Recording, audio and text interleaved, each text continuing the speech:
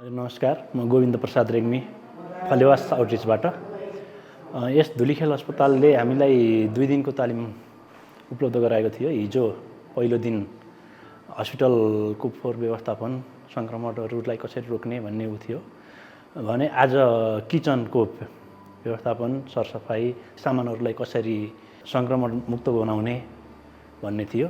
हामीले चाहिँ यहाँ सिकेका कुराहरू किचनको बारेमा चाहिँ खानाहरूको परिकारदेखि लिएर तरकारीहरू सबै सुरक्षित र अलि राम्रोहरू हुनुपर्छ भनेर हामीले तालिमहरू लियौँ।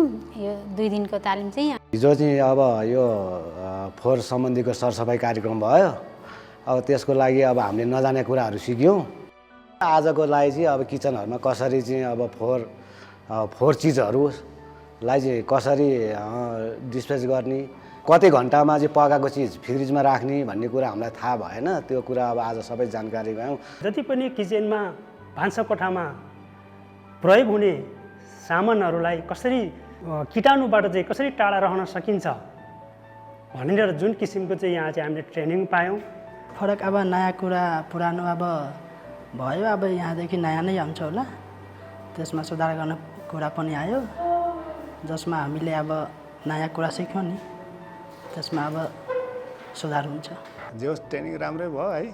अब अर्को नयाँ प्रोग्राम ल्याएको राम्रै हो। त्यो अब पुरानो गइसक्यो, अब बिस्तारै नयाँ ल्याएर हामी गरेको छनौटमा राम्रै हो।